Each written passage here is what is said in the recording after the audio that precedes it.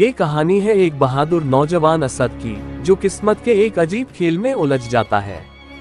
एक पुराने बाजार से खरीदा गया पुराना नक्शा उसे ऐसी रहस्यमयी दुनिया में ले जाता है, जहां सोने चांदी से भरे खजाने के साथ एक भयानक शैतानी ताकत भी कैद है।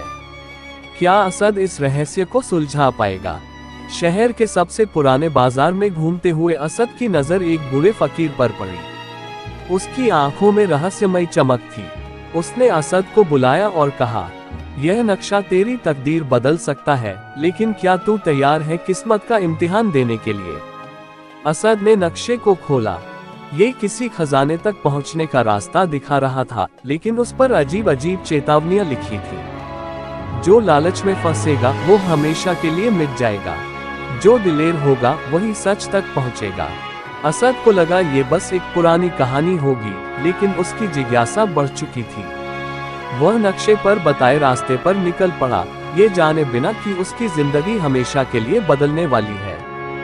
नक्शा असद को शहर से दूर एक वीरान जंगल की ओर ले गया। रास्ते में उसने देखा एक खूनी नदी, जिसका पानी लाल था और उससे अजीब अजीब आवाजें आ रही थी। तभी अचानक पानी में से एक भयानक जिन निकला। कौन है जो इस दरिया को पार करना चाहता है? जिन गरजा। असद समझ गया कि यह नक्शे की पहली परीक्षा थी। उसने हिम्मत से कहा, मैं एक मुसाफिर हूँ जो अपने नसीब की तलाश में निकला है। जिन मुस्कुराया और बोला, अगर तुझे खजाना चाहिए तो पहले इस पहेली का जवाब दे। अगर गलत जवाब दिया तो तुझे हमेशा के लिए इसी दरिया में डूबा दूंगा। जिन ने पहेली पूछी, जिसका सिर नहीं फिर भी वह रोता है, जो जिंदा नहीं फिर भी हर घर में होता है, बता कौन? असद ने दिमाग दौड़ाया और जवाब दिया, मोमबत्ती। जिन जोर से हंसा और बोला, शाबाश, तूने पहली परीक्षा पास कर ली।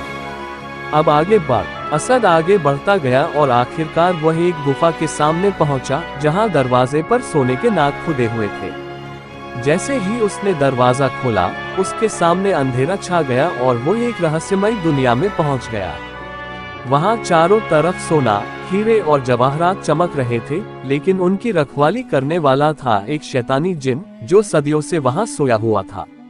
जैसे ही असद ने एक सोने का सिक्का उठाया, जिन की आंखें खुल गईं और वह गुस्से में गरजा, जिसने मेरी नींद तोड़ी अब वही मेरी जगह लेगा।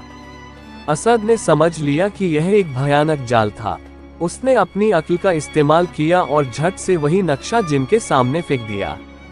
नक्शे पर लिखा था, जो अपने लालच को काबू में रखेगा वही खुद को बचा पाएगा। जिन जोर से चिल्लाया, नहीं, ये जादू मेरे खिलाफ है, और देखते ही देखते वह आग में जलकर धुआं बन गया। अब असद के सामने था वह खजाना, लेकिन उसे नक्शे की आखिरी चेतावनी याद आई, जो सबसे अनमोल चीज चुनेगा वही जिंदा रहेगा। असद ने लालच नहीं किया। उसने सिर्फ एक अजीब सी अंगूठी उठाई, जो रहस्यमयी ढंग से चमक रही थी। जैसे ही उसने अंगूठी पहनी, पूरा खजाना गायब हो गया और वह फिर से अपने शहर के बाजार में खड़ा था। उसकी मुट्ठी में सिर्फ वह अंगूठी थी, लेकिन अब वह जानता था कि असली खजाना दौलत नहीं, बल्कि अक्ल और बहादुरी थी।